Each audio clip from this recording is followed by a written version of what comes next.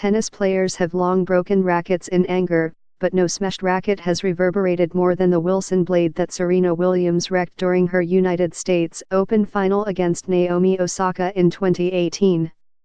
The outburst cost Williams a point, which ignited an argument with the chair umpire and eventually prompted a game penalty. Soon after, she lost the match, starting a cascading controversy about sexism, racism, and rules enforcement in tennis. Now, that racket has become an unusual piece of sports memorabilia.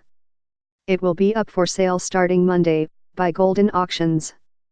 The opening bid is $2,000, but the price is expected to reach 5 figures by the time the event closes on December 7. I think the low end would be $10,000, and I wouldn't be surprised if it goes to $25,000 or $50,000, said Ken Golden, the founder of Golden Auctions. The racket is one of 1,600 items in the auction, which includes one of Jesse Owensaw's Olympic gold medals.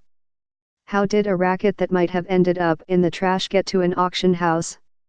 In September 2018, Williams, who was playing her second Grand Slam final of the year after returning to the tour following her daughter's birth, broke the racket in the second set against Osaka. She had lost the first set, 6-2, and in the second game of the second set, she received a code violation for illegal coaching. She disputed the charge and seemed not to realize that she had been given an official warning. When Williams frittered away a brief advantage a few games later with sloppy play, she bashed her racket on the court, earning a second code violation, which cost her a point. But she was not aware of that as she sat down in her chair for a changeover. Williams initially put the racket on the ground, according to Justin Arrington Holmes, a U.S. Open ballboy since 2013. Then she turned and handed the racket to him.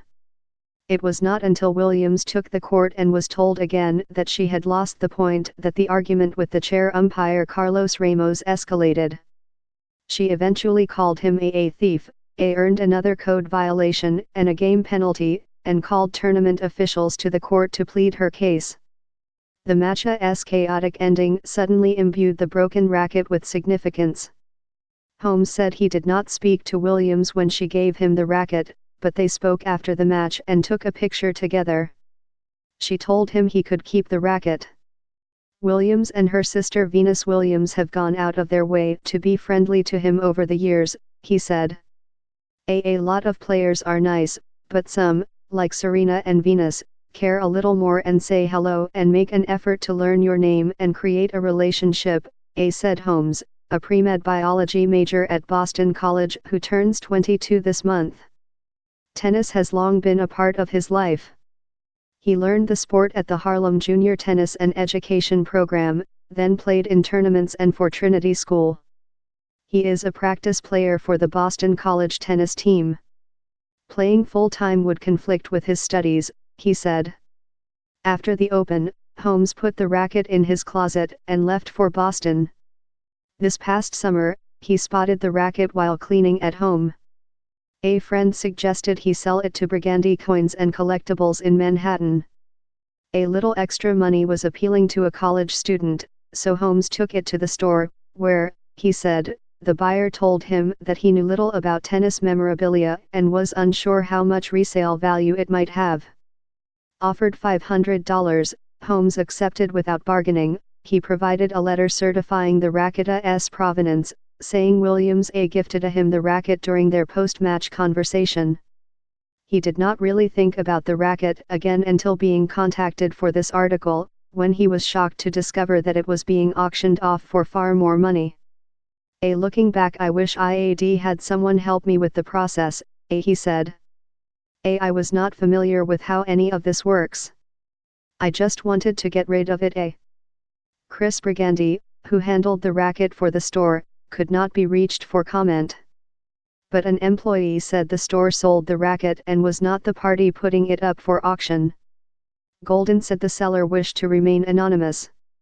Sports items with such negative connotations are rare at auctions, Golden said. Notable exceptions have been memorabilia from the 1919 Black Sox World Series fixing scandal, the broken bat Roger Clemens fired at Mike Piazza in the 2000 World Series, and Tom Brady's a Deflategate football.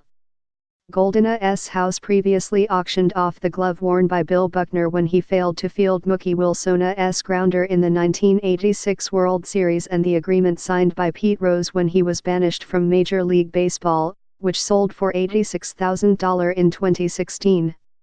The auction house does not contact athletes to confirm an item's authenticity. With 1,600 objects for this auction, that would be logistically overwhelming, Golden said, adding that athletes sometimes become upset when they learn something of theirs is being sold.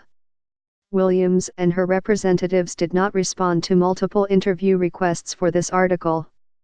In addition to Holmes's letter, Golden added, his company hired a company that uses high-density, high-resolution photo matching to determine the authenticity of the racket. While Holmes no longer has any rights to the racket, he said he hoped that if it did sell for tens of thousands of dollars, the current owner does not pocket all of it. They could give a few thousand to a charity or a place like Harlem Junior Tennis, he said. I just hope they are looking out for the greater good.